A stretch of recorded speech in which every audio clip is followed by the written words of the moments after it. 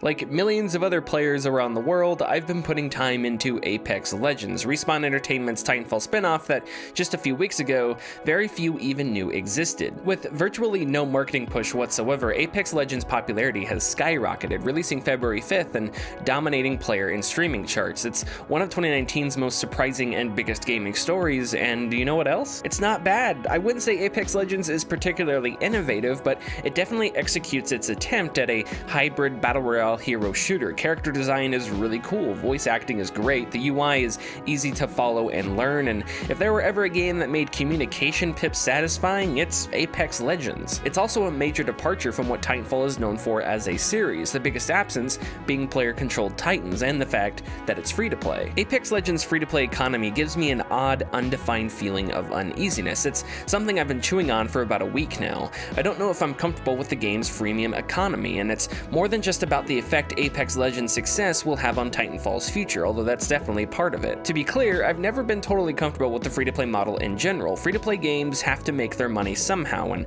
that means designing some portion of the game not necessarily to be the best game it can be, but to incentivize monetization. It's constraining. I think a lot of good free-to-play games, like Digital Extreme's Warframe or Grinding Gear Games' Path of Exile, would be better if they didn't need to build their gameplay around a model of endless monetization. On the flip side of that coin, I understand the free-to-play model has also allowed smaller teams to get games off the ground that may have not been possible locked behind premium prices, so in some cases, I think it's fair to say the free-to-play model has helped sustain games that wouldn't have been able to otherwise. With Apex Legends, however, the conversation is different. This isn't a small, scrappy, independent developer. This is Respawn Entertainment, backed by Electronic Arts, AAA heavyweights. I'm afraid we're so caught up in learning the game and riding the highs of intense victories that we aren't stopping to consider whether or not we really want this model of AAA free-to-play gaming to permeate farther than it already has.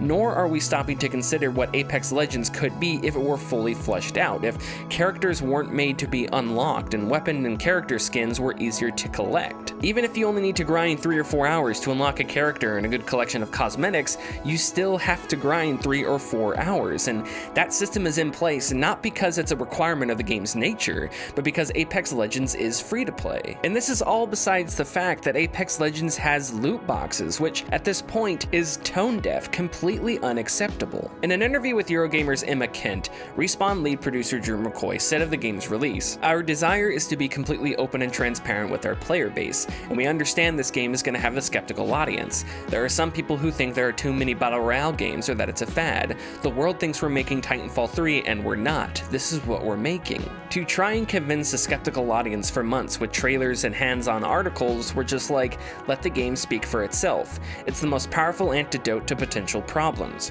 We're doing a free-to-play game with essentially loot boxes after we were bought by EA, and it's not Titanfall 3. It's the perfect recipe for a marketing plan to go awry, so why have that? Let's just ship the game and let players play. I sympathize with McCoy here, to an extent. A lot of games are unfairly judged and criticized as soon as they're announced. Games like Bethesda's Fallout 76, which broke away from the franchise's single-player roots in favor of being a co-op survival game with PvP elements. Whatever you think of Fallout 76 conceptually, the game has a right to exist, and the criticism and disdain lobbed its direction before release was misplaced, even if it was widely considered a bad game after release. And so, on one hand, I can understand Apex Legends' covert development. Why open yourself up to misguided internet outrage before people even have a chance to play your game? But the result is that we're enjoying a game that could be much better without the constraints of the free-to-play model, and we're not asking why it's free-to-play to begin with. We should want to know if Apex Legends is free-to-play because it has to be.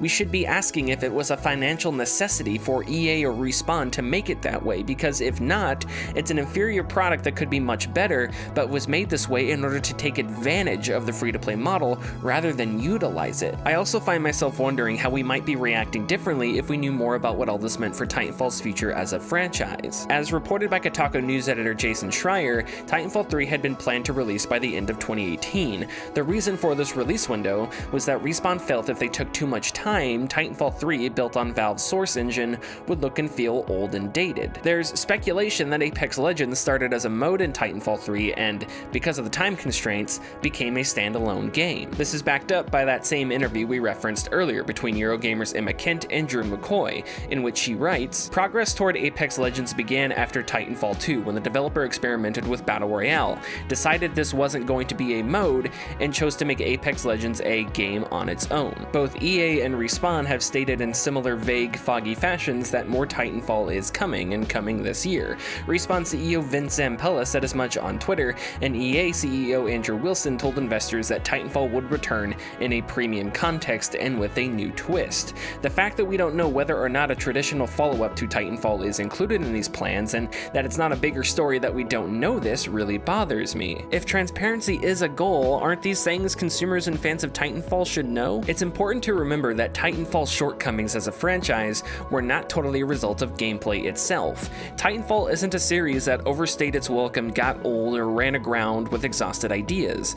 The fact that the original Titanfall lacked content like a single-player story, and that Titanfall 2 was released in a brutal release window, I'd argue, are far more to blame than anything the games did mechanically. Titanfall's core elements were absolutely innovative: asymmetric multiplayer that expertly balanced players' relationships with their titans, as well as fine-tuning a smooth parkour system that influenced AAA gaming for a generation. Does EA's fuzzy foreshadowing of Titanfall's future preclude a return to the series' roots? Of course not. We might see Titanfall 3 in the next few years. I just don't see the reason to keep fans in the dark, and I don't see how this falls in line with transparency. This conversation will admittedly change once we know more about what's in store for Titanfall's future. If Apex Legends ends up being only a spin-off and not an indication of a new direction for the franchise, then great. The debate over its status as a free-to-play game will withstand, but at least we'll know more traditional Titanfall is on the way. I know this opinion won't play great on Twitter, it won't play great on Reddit, and it probably won't even play great on YouTube, but I call things like I see them, and the day the upcoming premium Titanfall is revealed, I'm curious how we'll look back on Apex Legends opening weeks, and I hope it won't be without plans for a more traditional Titanfall. More importantly, I wish we were more loudly and widely considering how much better Apex Legends could be had it not been designed around a free-to-play economy.